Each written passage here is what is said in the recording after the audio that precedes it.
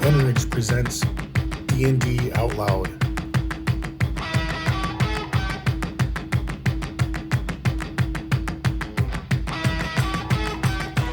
Episode 92. Monsters and Blades Kiwis Oh My. Welcome once again, assembled internet hordes, to D&D Out Loud with me, Ben Riggs. I am apparently controversial D&D historian Ben Riggs, historian and author of Slaying the Dragon, A Secret History of Dungeons and Dragons. And over the past 13 years of writing and podcasting, I have met hundreds of creative geniuses in and around the world of tabletop role-playing games. Here on this show, I ask two of these flaming torches of the human imagination to come on and have a fascinating discussion, which I then record and send out into the world to cheer you up, because other terrible things are happening out there. The rest of YouTube is depressing garbage. Don't even bother clicking on anything else. Just listen to this conversation, which will not depress you in any way, shape, or form, and will give you renewed hope for your life and the future. So high stakes, gentlemen. I hope you can deliver on these promises. Tonight's first guest is a hunter of hunters, a designer who took the Monster of the Week TV formula and used it as the bones of a horrifying gaming monstrosity of freakish limbs, a brutish head, a harsh brow, with a criminal brain, and yes, it's alive! Michael Sands is the creator of Monster of the Week, the game that turned supernatural investigation, bad decisions, and glorious improvisation into one of the great engines of modern tabletop role-playing. From Wellington, New Zealand, to game tables all over the world, he's built not just a hit game, but a whole haunted ecosystem around it, with books like Tome of Mysteries, Codex of Worlds, and the Hunter's Journal and Slayer's Survival Kit. Monster of the Week also happens to be what I'm running for my home group at the moment. So welcome, Michael. Hello, welcome, and thanks for having. Oh, sorry, I should say thanks for having me here. Welcome to you.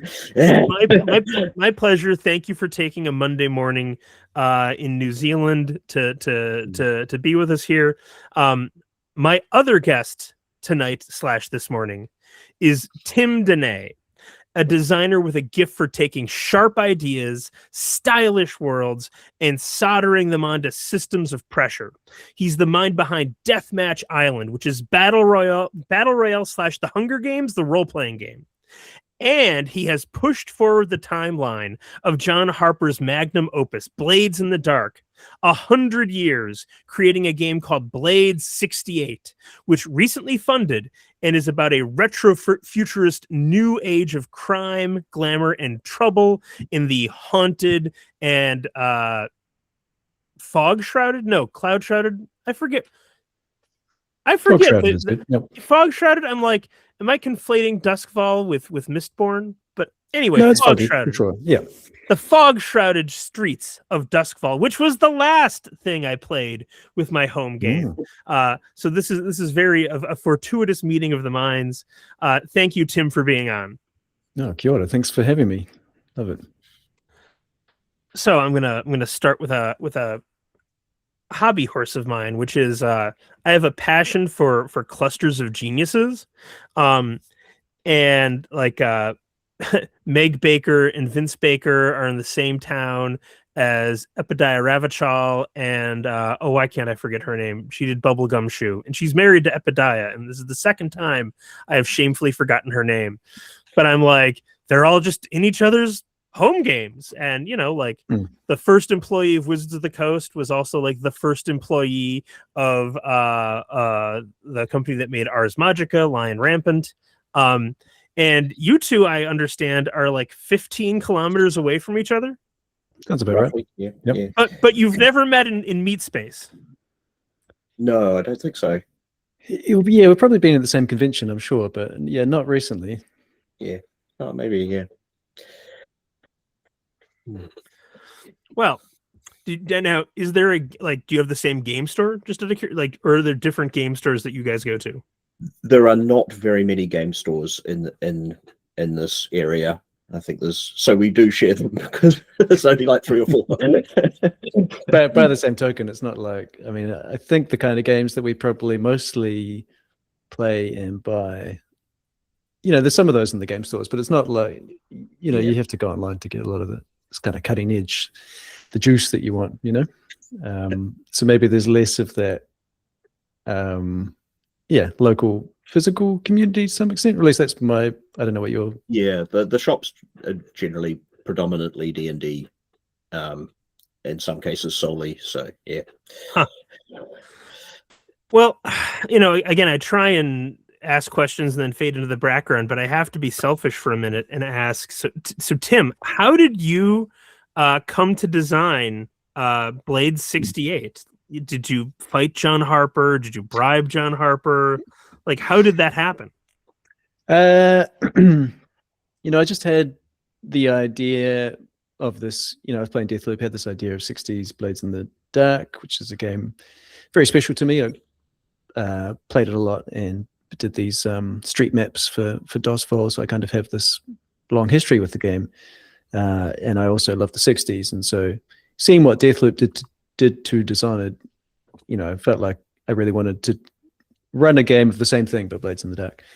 Same kind of idea of updating it to the 60s and seeing what that looks like. And so that was just always something I was going to do, even just for my home game. Like the idea was so exciting to me that I was very happy just to do it for myself. So I just started working on it without consulting John first, which was a bit reckless, but it had the advantage that by the time, so I started sharing little bits and pieces, the maps and character sheets on Twitter as it was back then. And other people seemed quite excited about the idea. And so by the time I ended up getting to the point where I was like, people seem excited about this, I should probably release it in some kind of formal way, rather than just for my home game. So I contacted John, and by that point, John had seen the stuff on Twitter, and there was kind of some kind of buzz about it and excitement, and John was excited. And so it was John was pretty happy to go ahead with it, I think. So that was pretty painless. No badgering necessary. I guess the other thing, like, it's worth saying that, the idea came from a home game, because this is kind of like, it sort of almost feels like a throwback to 90s splat books or something, in a way. Like it's, that kind of like expansion to the game. So you might imagine a world where like Evil Hat does some market research and says, like, we should do a 60s expansion. So let's contract a writer to do that. This is the opposite process to that. Although, actually, in some ways, if it's evolved out of a game you were playing, it's probably not going to have the disadvantages of that kind of splat book thing, of them being made to order without kind of the kind of guts behind them. Yeah, totally. Yeah, and I think that is an important distinction for sure. Like, there's not that kind of cynical, like, I don't know, content stuffing. It's not. Yeah. Vampire, the Dark Ages. I mean, I love that stuff in the 90s. I mean, I loved it too. It was my time. But please, sorry. Okay, Werewolf the Wild West, maybe then, if we're gonna. But and I want to say Blades in the Dark grew out of Stars Without Number campaign that John Harper was running. So it's just amazing to see how the fertile tree keeps growing. Yeah, right. Go ahead. Sorry. Well, I was going to say, there's definitely, like, I've thought about that as well. Like, John has talked about how there was that home campaign, and I think it was like there's some fantasy stuff, and then the gates of death got broken, and they advanced that campaign by 1,000 years or 1,800 years or whatever it was. And so what was a fantasy game became this kind of industrial fantasy thing, and the Blades in the Dark we know and love. And so I think, like, baked into the DNA of that game is this idea of taking your home game, advancing the timeline to something radically different. So I do think there's like a continuity there, maybe, to 68. Okay. So I have two conversation starters. I'm just going to offer them both to you and see what clicks. And then we can have a conversation about the conversation starters. It'll be great. So option one. What does tabletop role-playing games, what does that medium do better than any other art form or medium, again, whatever you want to call what we do, I'm very comfortable calling it an art form.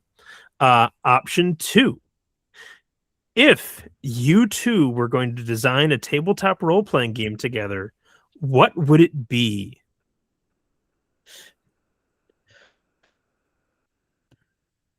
Do you want to go, Mike? I like both those styles. Yeah, but maybe we should do question 1 first, and then come back around to question 2 and see what we have then. Yeah, I agree. I like both of those, but I also, definitely have thoughts on number 1. Yeah. Oh, do you want to kick us off? No, you shoot. Okay. Oh yeah, I guess you've just been talking. Yeah. Okay. For me, it's the fact that when we sit down and play a role-playing game, you're kind of getting the collaboration of everyone sitting at the game, throwing in their stuff. There's kind of a great social level, which you can also get with things like board games and what have you. But the fact that everyone's contributing collaboratively into what their character does, what's happening in the world, when you act, what does that cause, what happens next, and that, like, I'm very deeply a play to find out guy, using that sense. So that not knowing what's going to happen, and as a group finding out together based on the kind of synthesis of all your contributions to the game, that's like just gold for me. I love it and never get sick of it. Yeah, totally. It's like another Baker thing, like the conversation in Apocalypse World. Same kind of idea, maybe, like the idea that to me that's partly about like in a video game or the other kinds of games, the rules have to be set up in some kind of systematic way, and everything is mediated, in a computer game through the machine, or in a board game through the rules. But role playing is that much more sort of organic social conversation where it's all going between and through people. Yeah, and that is, I agree with Mike. That's kind of the magic of it, and you can even apply that to, because then there's like solo role playing games, right? So obviously those don't have that bouncing with someone else, but anyone can talk to themselves. You can still have a conversation with yourself. I think there's also a sense with a solo game, you're collaborating with the game's author as well. And I guess and regular group games, you're also in dialogue with the creators of the game. If at a distance, it's still there. I'm very conscious of that now, because my game group have just voted to play RuneQuest as our next big game. So I'm refamiliarizing myself with all of the stuff about Glorantha and how it works. And that feels very much like a dialogue with Greg Stafford and all his collaborators over the years, as much as it's going to be us playing the game that we create. Yeah, that's true. But I do think with solo games as well, like when you write a journal, that still is like a conversational aspect to that. It's a human aspect in not just journaling games, but all solo games to me kind of have that feeling of introspection, and like there's still a very human kind of thing at the heart of it. Also makes me think about like I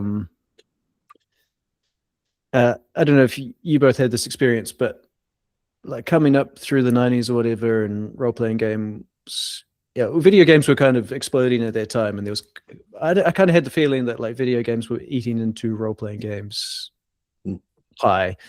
And it sort of felt like on a long enough trajectory that video games would take over and become advanced enough that you don't need role-playing games anymore. But what's interesting to me is that didn't happen, obviously, and role-playing games kind of exploded, maybe around 5th edition, maybe not, or however you kind of want to place that. But and I think it's that human element, like video games just can't do that. Yeah. Would you like 2 interesting pieces of data about that? I would love 2 interesting pieces of data. So, first of all, I have a lot of D&D data. every edition of Dungeons and Dragons sold less than the edition before it until 5th edition. Right. Even editions that we thought did well, I loved 2nd and 3rd. Each sold less than the one before it. 3rd edition only looked good to Wizards of the Coast because it was doing way better than the tail end of 2nd, which was miserable. And so again, you could say 5th edition did something magical and it created a geek renaissance. Like if you look at just that data, you're like, whoa, holy crap. Like it must have been something magical about 5th edition. However, if you open up the data a little bit, to not just look at something like gross sales of Dungeons and Dragons products, and you look at the attendance numbers of Gen Con, which is the largest tabletop role-playing convention in North America, those attendance at Gen Con bottomed out in 2008, 2009, but it started ticking up in 2010 and kept going and going and going until it maxed out the facility.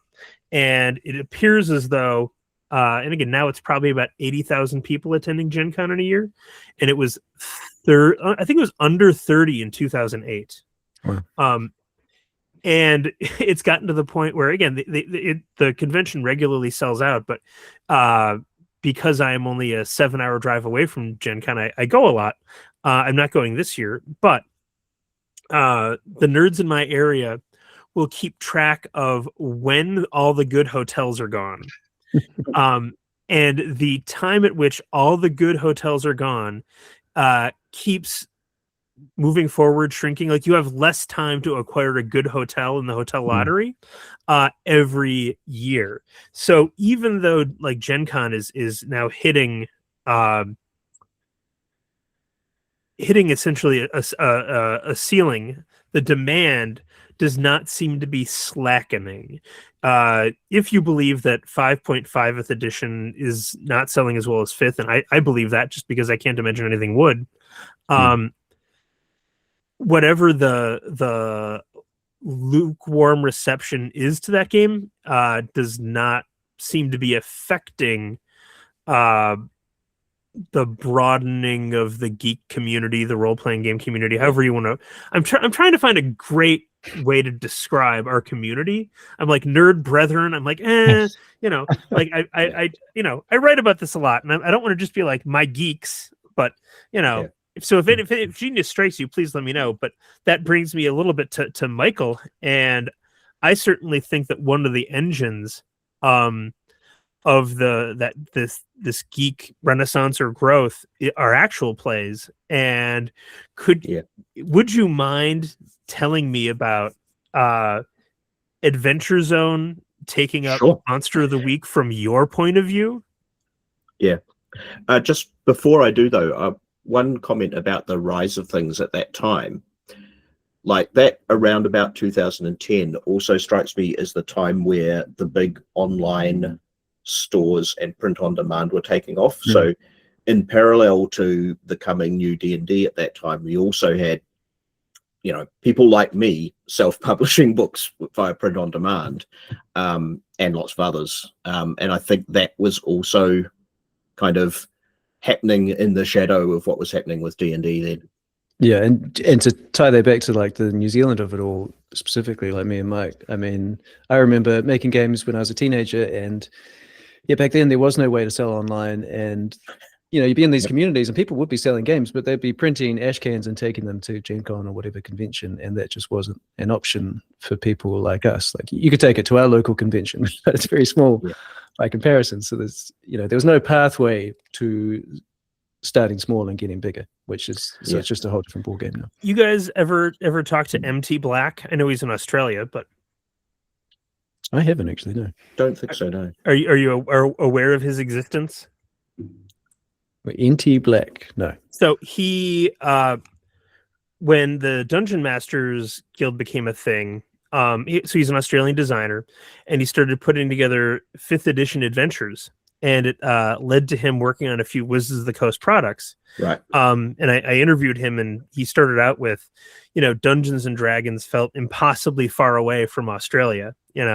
Like how could he's in Sydney, but he was like it felt impossible. Like Australians don't get published Dungeons and Dragons work. And it certainly sounds like you're describing a similar feeling in New Zealand at the time. Yeah.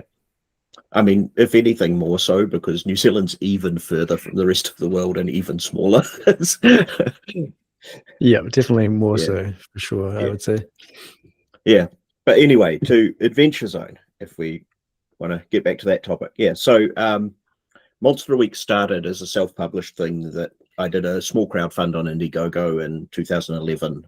Kind of got it finished.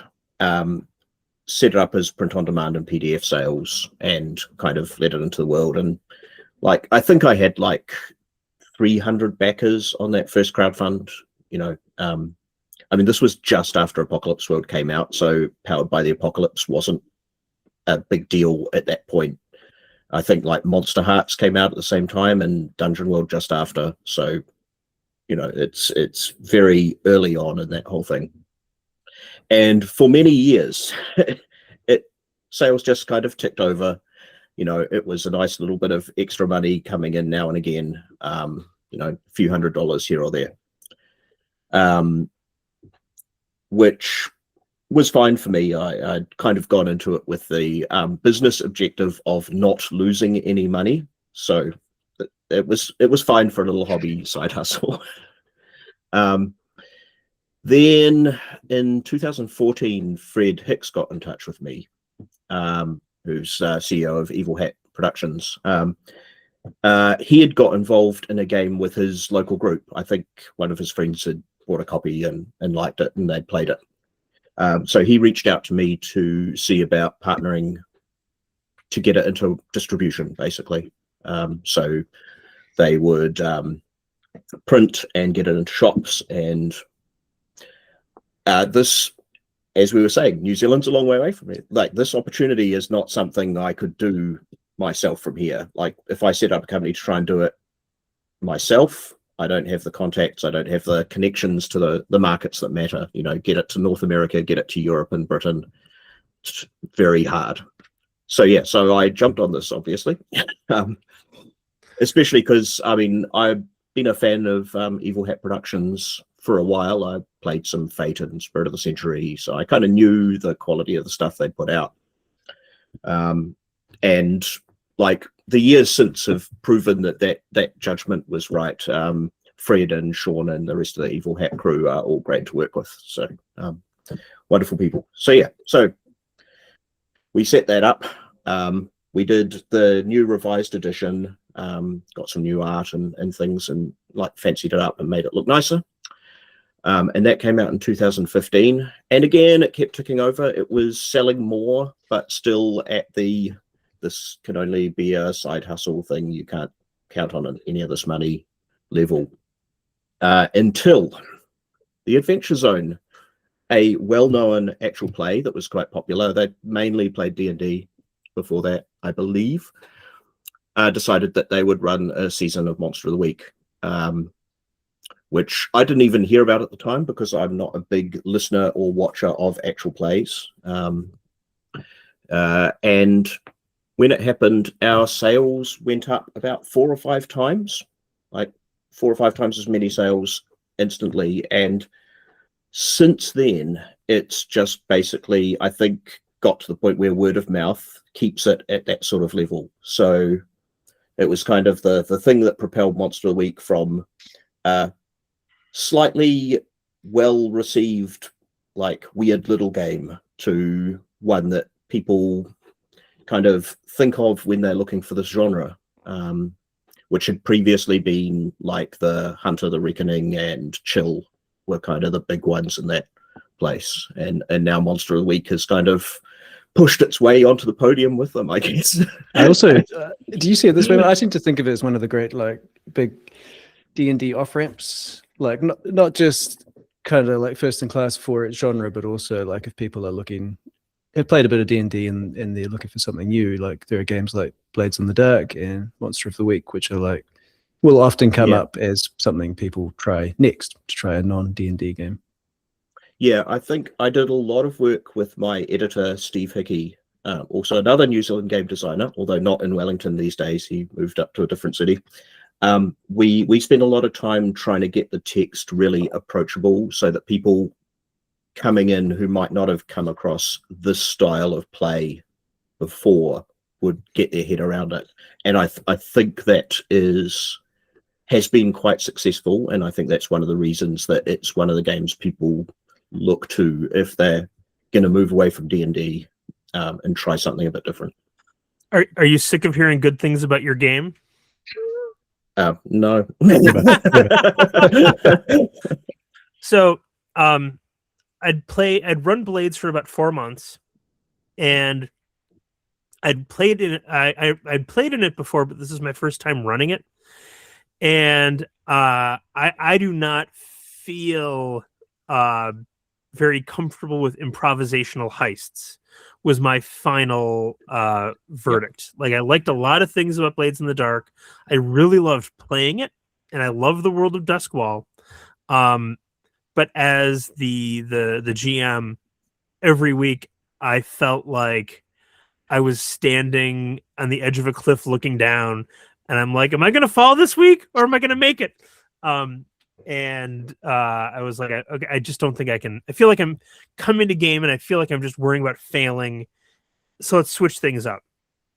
And I looked at Apocalypse World because I'm like, I love Apocalypse World, but I've never run it.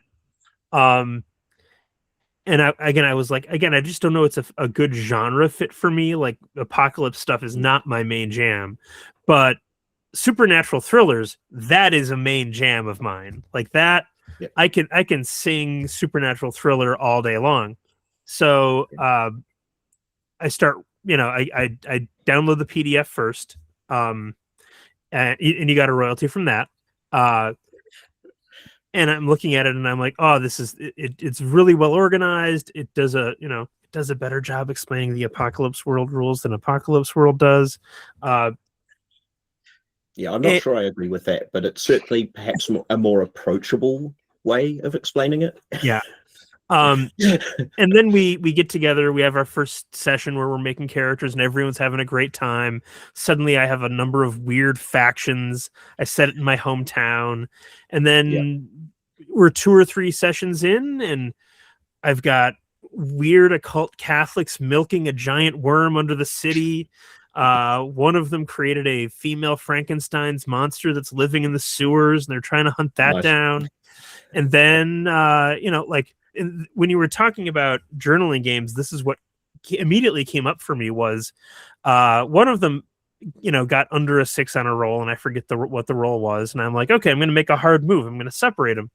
So the cops show up, and they arrest one of the player characters, take him to jail, and they put him in an interrogation cell, and this guy's getting interrogated. And then out of nowhere, I just say, and that's when you notice you can't see the police officer's reflection in the glass of the interrogation room.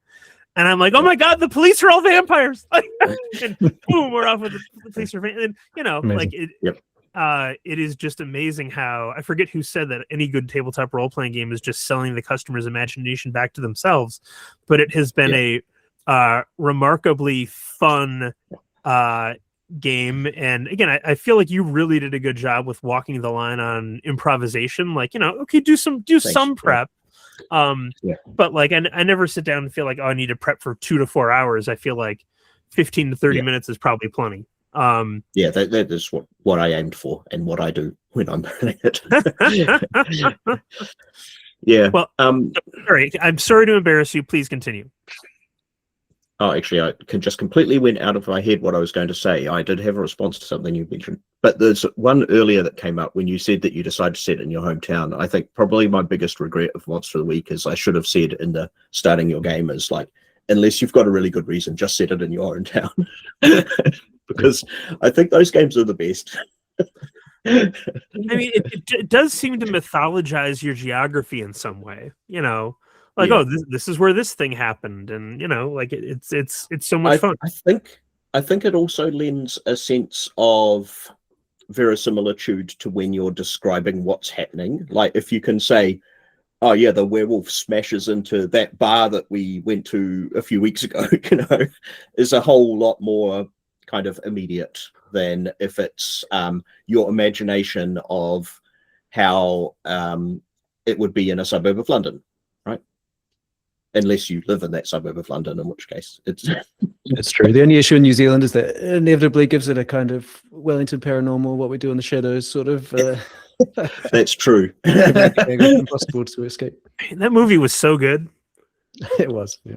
Amazing. There's actually a chap who comes along to our annual convention in January here, who he's been running an ongoing series of Monster of the Week games in the Wellington paranormal style for some time. Is it as dry as the movie? Yeah. I mean, we're all New Zealanders. We've mostly got that sort of sense of humor.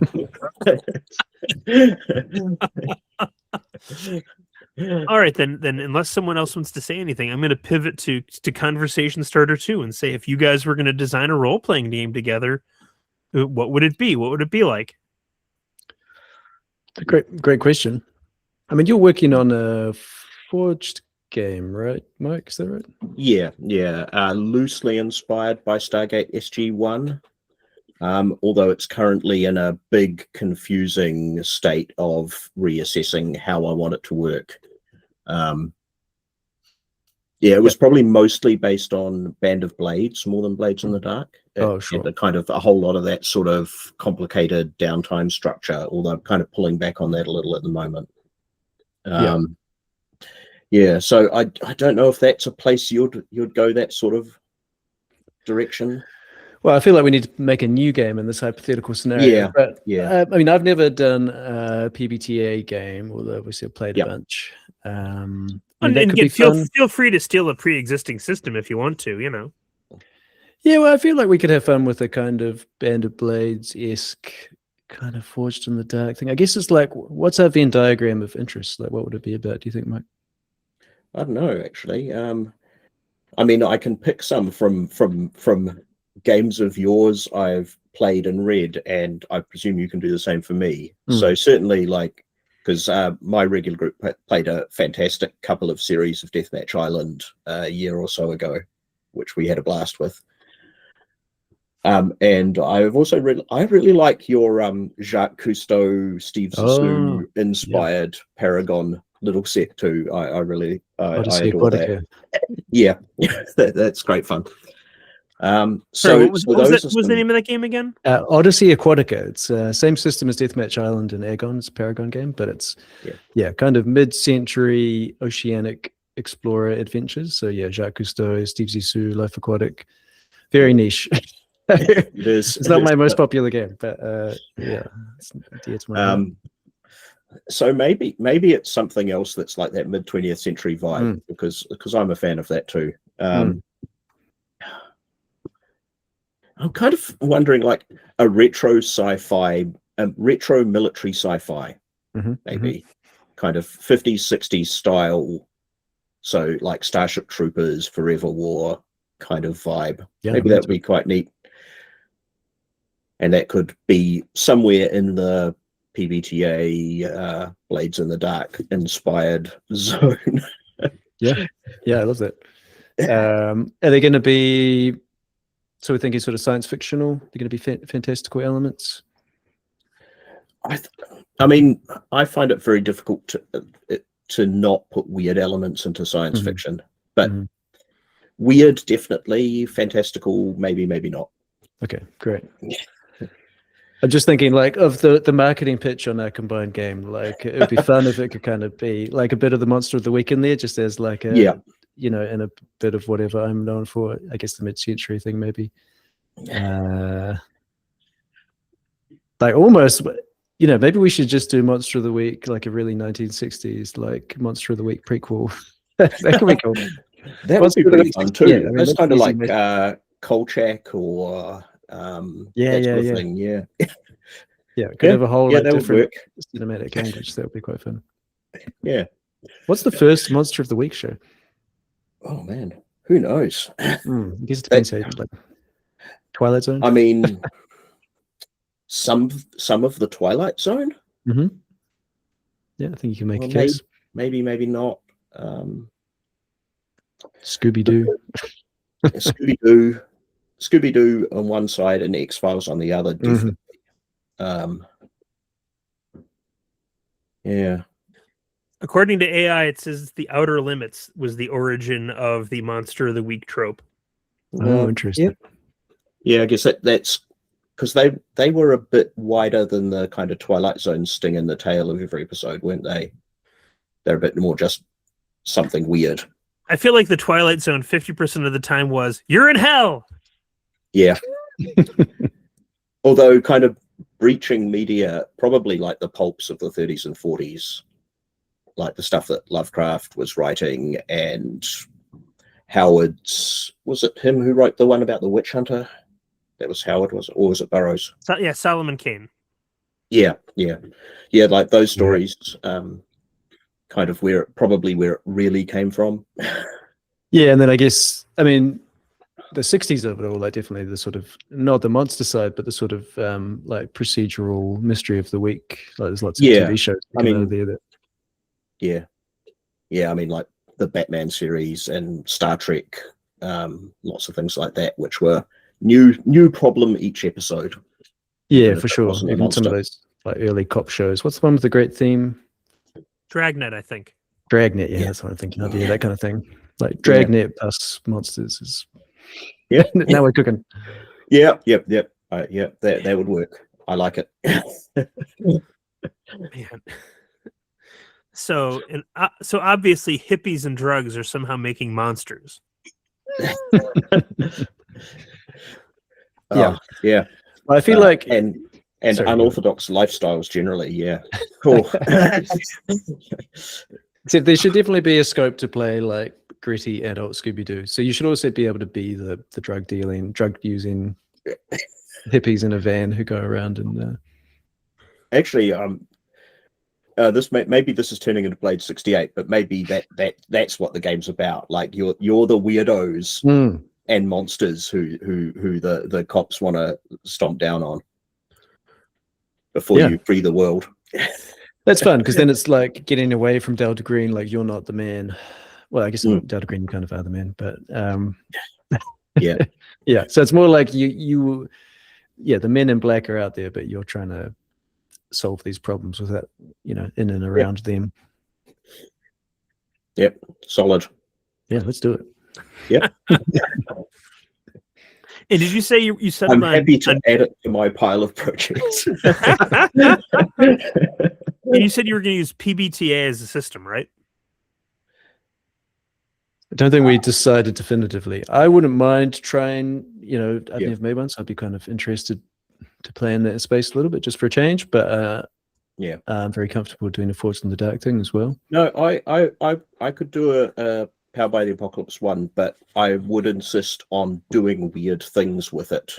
On the grounds that, like, I do find it difficult that so many people look at many of the kind of accidental tropes of Powered by the Apocalypse and focus on them rather than the stuff that it seems to me as a designer that it does best. I don't really want to make a definitive comment on what those things are because it's a bit call anyone out. There are a lot of people who look at rolling 2d6 and having a miss and mixed success and a proper success and say, that's PBTA. Whereas like that particular thing, you could be rolling any dice. You don't necessarily have to have mixed success as an option. There are a lot of ways you could do it differently and it would still have that kind of ancestry of Powered by the Apocalypse, because I think that's more about how you play the game and resolve things at the table without being very dependent on particular bits and pieces that we've kind of inherited from Apocalypse World. Like how John calls Blades a PBTA game. I mean, that's in that same spirit, I guess. Do you have a preference these days, Mike, in terms of like just for your own design practice? Like, are you kind of done? You've done your dash on PBTA, and you have more fun with... I tend to look at each design individually. So at the moment, I've got one in playtest called Glorious, which is about Napoleonic naval adventures. So Hornblower and Captain Master Aubrey, Commander. that sort of thing. Yep. And that's a completely bespoke system to capture what I want out of that game. As Tim mentioned, I'm also working on a science fiction game that's Blades in the Dark inspired in the system. I'm also working on new Monster of the Week stuff at the moment. So there's a lot. and I kind of look at each project, think what's going to work best for this. So whether that's PBTA or a new system or grabbing some other system that I like and adjusting that. How about you, Tim? I mean, as I say, I've never done a PBTA thing, so that's kind of like an itch I want to scratch in some way, so that'll be quite fun. Yeah, I mean, I guess I'm similar. It's just whatever. Honestly, I mainly get inspired by like playing a game, and then you have fun with the game, and it's like, oh, what else could we do with this? And so that tends to be historically where my designs have come from. So like playing Aegon and having fun with it and thinking about Deathmatch Island or Odyssey Aquatica. So it's like, let's make a Paragon game. Let's use the system and spin up a different thing. Well, that's interesting because it's quite different for me. I tend to come up with a game design when I want to play a game. I've got an idea of it in my mind and I can't find anything that does it. so it's not building off what I've done. It's I want this thing and it's not there. Yeah, for sure. I feel like that's like, those are the two options. Like, I've had fun with this thing and I want to riff on it, or this thing doesn't exist and I want it to exist. So how can I make it? And I've tended to do the riff thing more, but for my next project, it is more the other option of like the game I want doesn't quite exist, so I'm just gonna have to build the damn thing. Was Monster of the Week that one then?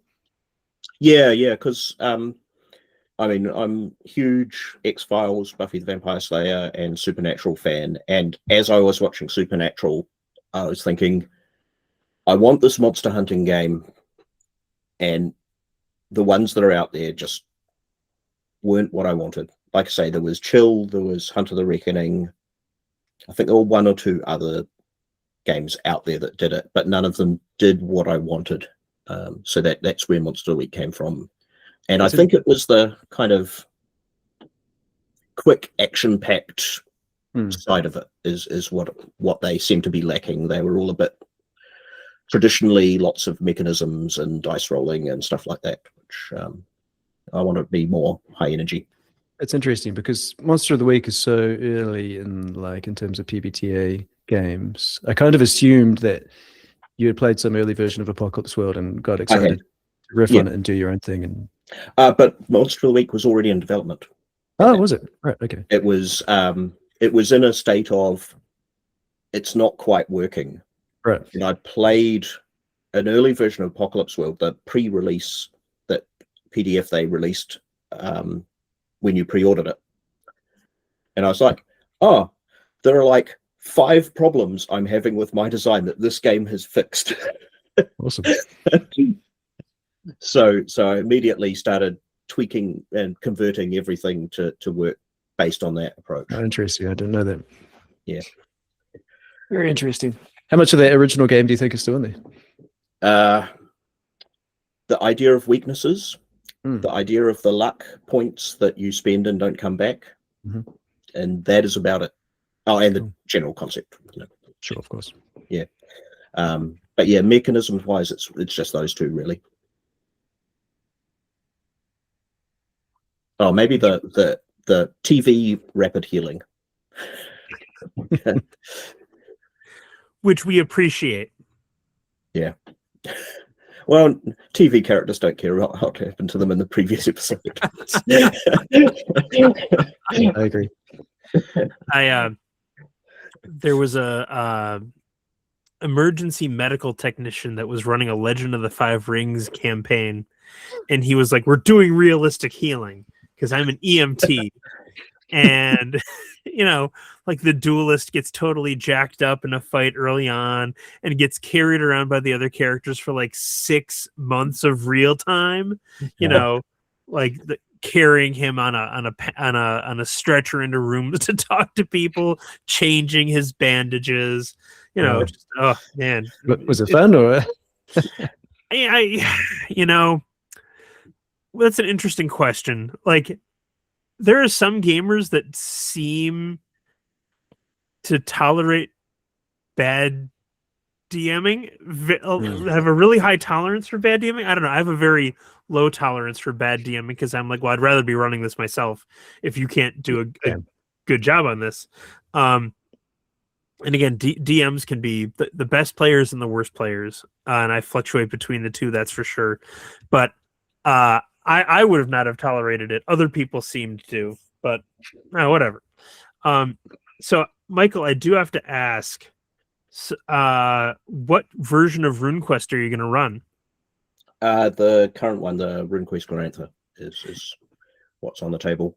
Have you run it before? Yeah, I at the flat I was living in as a student in the early 1990s. When I moved in, I immediately joined their Sunday afternoon RuneQuest game, which had been going on for a little while at that point, and then continued most of the way through the 1990s. It was a super light-hearted game where at the end of each Sunday afternoon, we would roll a die and that person would be the GM next week. Oh. So no continuity, no overarching story, but it was just kind of an ongoing, fun, social humor game for many years. So I've got a lot of affection for it from that. But this time we're kind of going to dive in and get involved in all the messy Gloranthan cosmology a bit more and see where that takes us. So why did you and your players, and this is not a critique, but why did you choose to go back to RuneQuest? We had, because we're currently playing Alien in a campaign mode and getting to the end. So I basically said to the group, I'd like to run a fantasy game next. Here's the list of fantasy games I might be interested in, or I am interested in running. And we kind of whittled it down from there. Why do you think they went with that one? Like, are they familiar with the setting? Because I don't know anything about RuneQuest. One person is really familiar with it, and the others, I think, were interested to a greater and lesser extent. To be honest, like, I had a vote off of the thing, and it was incredibly close. So in the end, it was between RuneQuest, Stonetop, and Blades 68. Oh, which was fantasy. Yeah.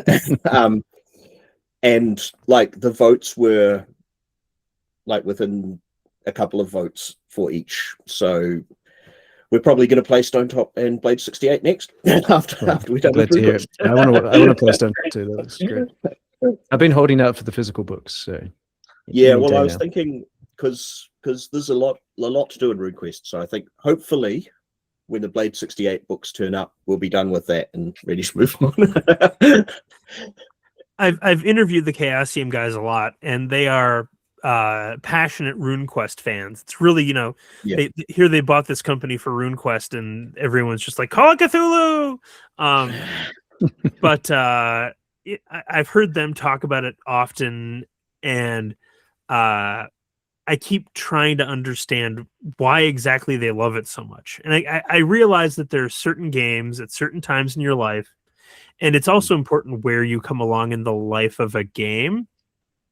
And obviously, in the late 70s, early 80s, there was a RuneQuest golden age where it's like, it's not D&D, and it's better than D&D for all of these reasons. And it probably was a better game than first edition Dungeons and Dragons. So I can just imagine this golden time where you're playing this great game, having so much fun. But I don't, even though they keep trying, I just don't know that anything they've put together, frankly, explains what's good about the game. I mean, I can give you my take on it. And why I I'm am intrigued. always asking that question because Yeah. I've bought RuneQuest books. Yeah. I've read them, but it just, again, I don't want to yuck anyone's yum. I mean, people are always telling me I should listen to the Beastie Boys. Oh, I've been no, trying for 30 years, and I'm like, oh, they're okay. Yeah, no, I think it is definitely not an easy one to get into. But so two sides of it. On the one side, the system that it uses, that old basic role-playing thing, which was when in the late 70s they wanted to do D&D but better, is complicated but very solid and does some neat things, like the way your skills improve after you've used them and stuff like that. So that's quite neat. It's not like a mind-blowing system, but it's a solid system for doing a kind of gritty action game. And the other side of it is Glorantha and the world and all its religions and cosmologies and gods and magic, which is kind of like this huge, amazing Technicolor mess. And I think for me, part of the reason to play is so you can like dip your hands into that mess and like find some cool stuff and like make something out of it. And who knows what it will be. And you can play a duck. And you can play a duck. Well, maybe I've been asking the wrong question, because now that I'm thinking about it, I'm like, usually it's an adventure that comes along and kind of shows me the brilliance of it. And somebody said that it's called 6 Seasons in Sarder. There's some expat in Japan who loves RuneQuest that put together this mini campaign, and that's the thing to read to really get RuneQuest. And I bought it and I haven't read it yet, so maybe I should stop maligning the game until I, take 2 hours and read this adventure, because maybe that'll explain it all. So actually, I just got the PDF of the mythology book they've recently released in preparation for my game, and there's an introduction to that by Greg Stafford. It's like 3 pages long, and it's written as if he was a shaman or priest from Glorantha. Wow. But I actually think that did the best job of summing it up. So if you've got access to the mythology book, just read Stafford's intro piece there. It was very much 70s era guy who was into shamanism talking directly to you, which I know is part of his thing about that world. So, but I think it did kind of capture quite a bit of what he was getting at, I think. Well, and people keep saying it's the religion, so it would make sense that is one of the things to check out. So, I'm maybe I don't know, maybe I'll pick it up. Maybe you've talked me into spending $40 at GaryCon this weekend. We'll see. Well, so go ahead. Let me be clear. I'm not saying everyone should get and try and play RuneQuest, but I think if that makes you think, oh, that sounds cool, then you probably should. I mean, I'm looking for a thrill, I guess. like they love it so much, it's like the like in the 90s, seeing your first like Magic players just obsessively sitting at a table, like plopping down cards and tapping mana again, and you're like, wow, what are these guys are really into it. Or the first Vampire the Masquerade LARP that you saw at a convention, and it's like all these people dressed up like with fake fangs in their mouths, and you're like, wow, they're having a really, really great time. What thrill am I missing here? That's what it is for me. But all right, well, we're winding down. So Tim, how can listeners best put money in your pocket for producing brilliant work? Well, Blade 68 crowdfund has just ended, so you can't do that. But go to olddog.games is my website, or olddog.games on Blue Sky. You can either join my newsletter or follow me there, and I'll post updates about there'll be sort of pre-orders and things available for Blade 68. Deathmatch Island is available now, available from the Evil Hat web store. And Odyssey Aquatica even is over on itch if you want to check that out. I feel like when you release, because Blade 68 has become quite big, my other games feel like neglected children, so I feel sort of protective of them. I mean, the design on Odyssey Aquatica, because I looked it up after you mentioned it, I was like, this looks so charming. Yeah, I'm very It's very fond of this, my smallest game. Yeah. But yeah. So again, Michael, this might be a facile question, but again, how can people best put money in your pocket?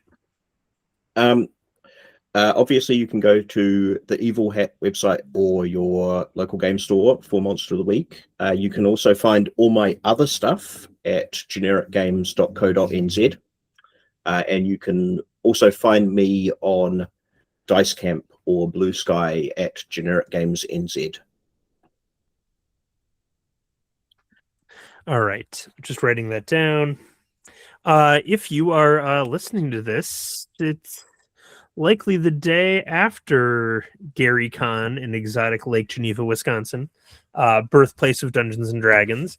So it should be the day after I interviewed a couple of iconic D&D artists in the Hugh Hefner suite at the old Playboy Club in Lake Geneva, Wisconsin. So and I'm pretty sure I got video of it. So future me, you have to get video now. And although I probably don't have it up yet, it will likely be up on my Patreon page rather shortly. It is a mere $3 American a month to support this podcast. We would appreciate it. I also have things up there like an interview where Ken Hite talks to Call of Cthulhu creator Peterson. What's his first name? I can't remember. Sandy. Oh, thank you. Sandy Peterson. I have Wizards of the Coast founder and Gen Con owner Peter Adkison talking to a historian of Gen Con. I have a seminar from Gamehole Con where I went over 20 years of leaked D&D financial data. So all of that is accessible to you for a mere $3 a month, and you have the boundless joy of continuing to support this podcast because it would not exist without you. So listeners, thank you for that. Tim, Michael, this has been fantastic. I'd love to have you both on again sometime. If there's anyone you want to, if there's anyone either of you would like to talk to, because again, I tend to put together conversations. Think about who you would like to talk to, and I would try and acquire them for you. Sounds great. Hey, thanks. Yeah, thanks for having us on. It was a great chat. Keep an eye out for Monster of the Week 68, I guess. Yep. Thanks for inviting me on. It was great chat. Thank you both so much. Cool. Thanks, Ben.